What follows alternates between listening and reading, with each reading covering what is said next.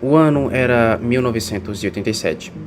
O ano anterior, 1986, o mundo tentava entender o que desencadeou o acidente na planta nuclear de Chernobyl, na fatídica madrugada de 26 de abril daquele ano, quando um teste de capacidades do reator número 4 foi mal sucedido e então houve um colapso devido a oscilações e cavitações dentro do vaso de pressão, fazendo com que este reator fosse derreter e explodir duas vezes.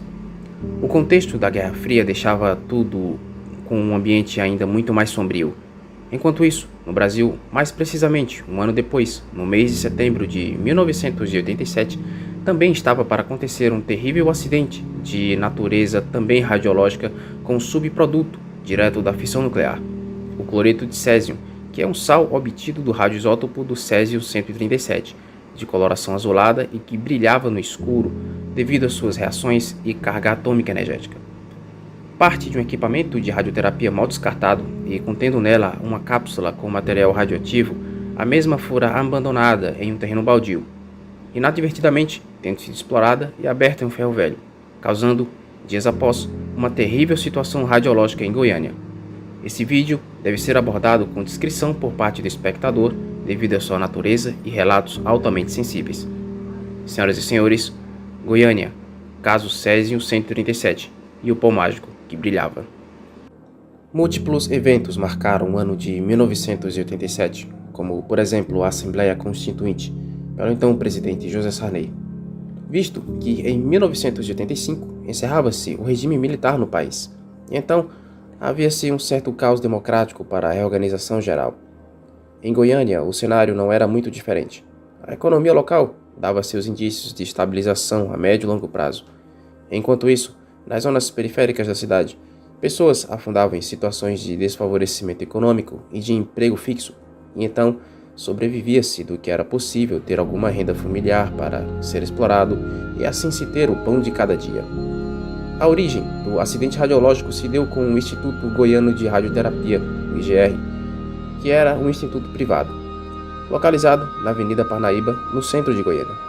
O equipamento que gerou a contaminação na cidade entrou em funcionamento em 1971, tendo sido desativado em 1985, quando a IGR deixou de operar no endereço mencionado. As instalações foram abandonadas e algumas das suas antigas salas foram demolidas, mas a sala em específico, que continha o aparelho, foi deixada sob ruínas para que o próprio tempo consumisse o que ainda restava fisicamente. É importante mencionar o fato de que havia uma disputa judicial entre o Instituto Goiano de Radioterapia e a Sociedade de São Vicente de Paula, que era dona do terreno e havia cedido o local com uma condição de que o Instituto realizasse, de forma periódica e de maneira gratuita, exames radiológicos nos pacientes na Santa Casa de Misericórdia. Alegando que o IGR não estava cumprindo então de acordo, a sociedade ingressou com uma ação de despejo em 1984 e decidiu vender o terreno para o Instituto de Previdência e Assistência do Estado de Goiás, o IPASGO. No ano de 1986, a IPASGO foi então declarada como novo proprietário do antigo imóvel. Sua demolição estava ocorrendo de acordo com o planejado. Porém, uma liminar judicial paralisou a operação, deixando assim algumas das salas em suas ruínas originais, com os antigos equipamentos. Tomados pelo mato alto e sem janelas ou qualquer segurança extra, o equipamento foi então encontrado por dois rapazes que catavam ferro e metais para reciclarem. Com a venda, mantinham seu ganha-pão local. Estes eram Roberto dos Santos Alves e Wagner Mota Pereira, imaginando que haveria algum valor de mercado após o desmonte e separação das peças. Então, no dia 13 de setembro, retiraram o aparelho da clínica, e no dia seguinte sofreram alguns sintomas de contaminação radioativa, acreditando até então que o mal-estar tinha sido apenas culpa da alimentação. 5 dias depois, a peça foi então vendida para o ferro velho. Foi no ferro velho de Devair Ferreira que a cápsula de césio foi então aberta para o reaproveitamento do chumbo. O dono do ferro velho expôs ao ambiente cerca de 19,26 gramas de cloreto de césio-137, um sal muito parecido com o sal de cozinha, o cloreto de sódio, mas que emite um brilho azulado quando em local desprovido de luz. Devair ficou encantado com o pó que emitiu brilho azul no escuro. Então, ele mostrou a descoberta para sua esposa, Maria Gabriela, bem como distribuiu para familiares e amigos. O irmão de Devair, Igor Ferreira, Levou um pouco de césio para sua filha, Lady das Neves, que tocou a substância e ingeriu partículas de césio, junto com um ovo cozido que sua mãe havia preparado para o jantar. Outro irmão de Devair também teve contato direto com a substância, e pelo fato desse sal ser higroscópico, ou seja, absorver a umidade do ar, ele facilmente adere à roupa, à pele e a utensílios, podendo contaminar os alimentos e os organismos internamente. Entre os dias 19 e 26 de setembro, Devair mostrou a cápsula a diversas pessoas que passaram pelo seu ferro velho. A partir daí, o alcance dos aerossóis radioativos e seu decaimento das partículas ganharia ainda mais distância. Infelizmente, também atingindo uma criança, vítima esta que se tornaria símbolo do acidente. E esta criança se chamava Lady das Neves Ferreira, tendo sido então a primeira vítima fatal por ingestão do pó químico, assim como Marília Gabriela, que viria a falecer pela mesma causa no dia 23 de outubro. Já Devair Ferreira, que também teve contato, passou por severos tratamentos de descontaminação, mas morreria 7 anos depois, vitimados por consequências da exposição direta. Eu irei abordar com mais detalhes a seguir. Lady das Neves Ferreira, de 6 anos, recebeu cerca de 6 grays, ou 600 grams. Mais à frente eu vou falar um pouco sobre essas medidas radioativas. Lady era filha de Ivo Ferreira e foi vítima com maior dose de radiação do acidente. Inicialmente, quando uma equipe internacional chegou para tratá-la, ela estava confinada a um quarto isolado em um hospital esse que era o Marcílio Dias, no Rio de Janeiro. Os funcionários estavam com medo de chegar perto dela. A mesma desenvolveu gradualmente inchaço na parte superior do corpo, perda de cabelo, danos nos rins, pulmões e, por último, uma hemorragia interna.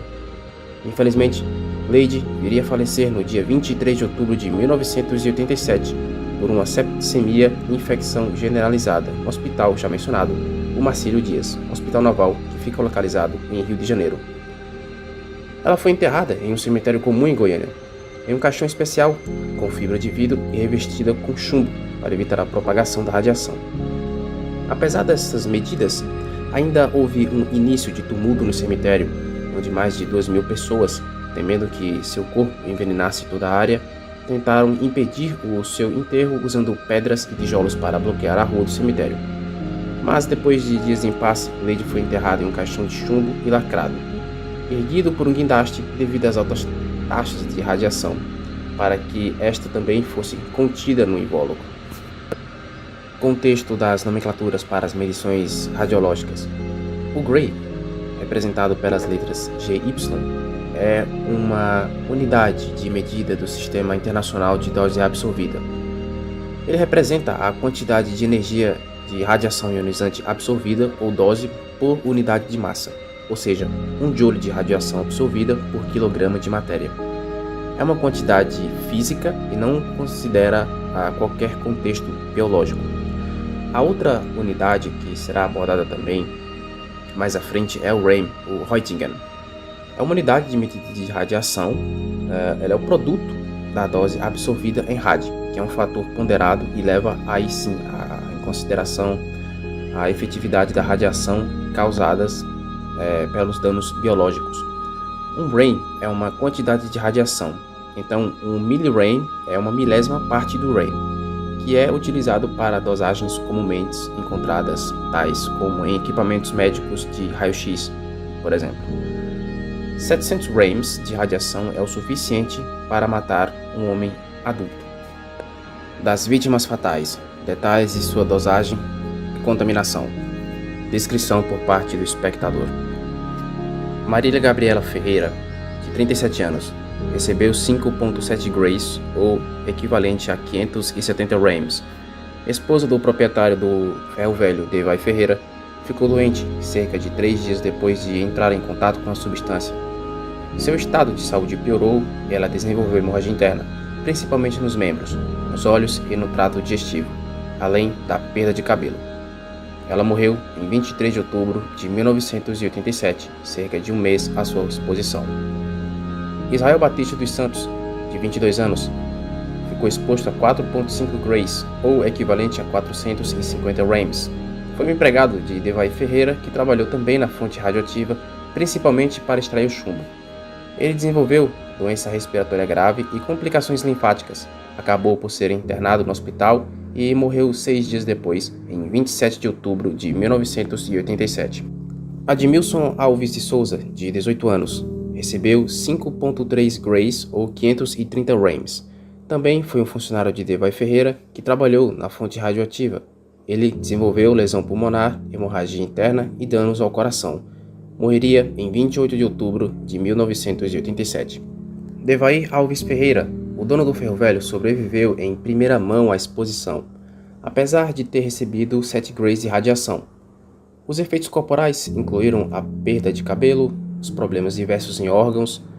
Depois sentiu-se culpado por abrir a cápsula, tornou-se a partir daí então um alcoólatra e contraiu câncer pela radiação. Morreria 7 anos depois, em 1994.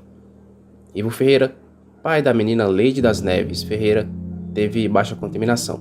No entanto, tornou-se depressivo depois da morte da filha e passou a fumar em torno de 6 maços de cigarro por dia, falecendo por efisema pulmonar em 2003, 16 anos depois do incidente ter acontecido. A CNEM, a Comissão Nacional de Energia Nuclear, mandou examinar toda a população na região. No total, mais de 1.000 pessoas foram expostas aos efeitos do césio, muitas com contaminação corporal externa revertida a tempo. Destas, 129 apresentaram contaminação corporal interna e externa concreta, vindo a desenvolver sintomas que foram apenas medicadas naquele momento. Porém, dessas 129, 49 foram identificadas e internadas. Dessas 49 que foram identificadas e internadas, 21 precisaram sofrer tratamento intensivo. Destas, 4 não resistiam e acabariam morrendo, que foram as vítimas já citadas anteriormente. Foram identificados e isolados 7 focos principais, onde se havia contaminação de pessoas e do ambiente. No total, foram monitoradas 112.800 pessoas, das quais 249 apresentaram significativa contaminação interna ou externa, sendo que em 120 delas a contaminação era apenas em roupas e calçados, e as mesmas foram liberadas após a descontaminação. As outras 129 passaram a receber acompanhamento médico regular. Destas, 79 com contaminação externa receberam tratamento ambulatorial. Dos 850 radioacidentados com contaminação interna, 30 foram assistidos em albergues em semi-isolamento e 20 foram encaminhados ao Hospital Geral de Goiânia. Destes últimos, 14 em estado grave foram transferidos para o Hospital Naval Marcílio Dias, no Rio de Janeiro, onde 4 delas foram a óbito, já mencionado anteriormente. 8 desenvolveram a síndrome de radiação aguda, 14 apresentaram falência de medula óssea e uma sofreu amputação no antebraço. No total, 28 pessoas desenvolveram em maior ou em menor intensidade a síndrome cutânea de radiação. As lesões cutâneas também eram ditas radiotermites. Os casos de óbitos ocorreram em 4 a 5 semanas após a exposição ao material radioativo, devido a complicações esperadas da SAR, a síndrome de radiação aguda. Houveram então 2 hemorragias e 2 foram a óbito por infecção generalizada. A radiação emitida por esse isótopo é ionizante, ou seja, possui a capacidade de remover elétrons da eletrosfera. E essa remoção em seres vivos ocasiona geralmente alterações genéticas que podem resultar em câncer, síndrome de Down, albinismo, anemia, entre outros. Cerca de 13,4 toneladas de rejeitos radioativos foram coletados e enterrados por exposição também. Muitos animais foram sacrificados para evitar e espalhar os isótopos na cidade. A terra foi removida em até 8 metros de profundidade e coberta com concreto. O acidente de Goiânia gerou em torno de cerca de 3.500 metros cúbicos de lixo radioativo, que foi condicionado em contêineres e concretados. O repositório definitivo desse material localiza-se na cidade de Abadia de Goiás, localizada a 23 km de Goiânia. A CNEM instalou o Centro Regional de Ciências Nucleares do Centro-Oeste, que executa e monitora os rejeitos radioativos e também o controle ambiental ao redor. Para executar o monitoramento sobre esses efeitos de exposição à radiação ionizante nas pessoas que foram vítimas deste acidente, O governo do estado de Goiás também criou, em fevereiro de 1988, a Fundação Leide das Neves Ferreira, que foi uma fundação criada também com o propósito de amparar os que foram afetados diretamente pelo acidente. Foram definidos grupos de monitoramento dos pacientes, que, de acordo com as normas internacionais, que consideram como critério de classificação a gravidade do acidente, estamos na escala 5, que é uma escala que se vai até 7, sendo 7 Chernobyl e provavelmente também Fukushima alcançou 6, se não a escala 7 dessa escala de internacional. A você que chegou até aqui, meu muitíssimo obrigado por ter acompanhado esse vídeo.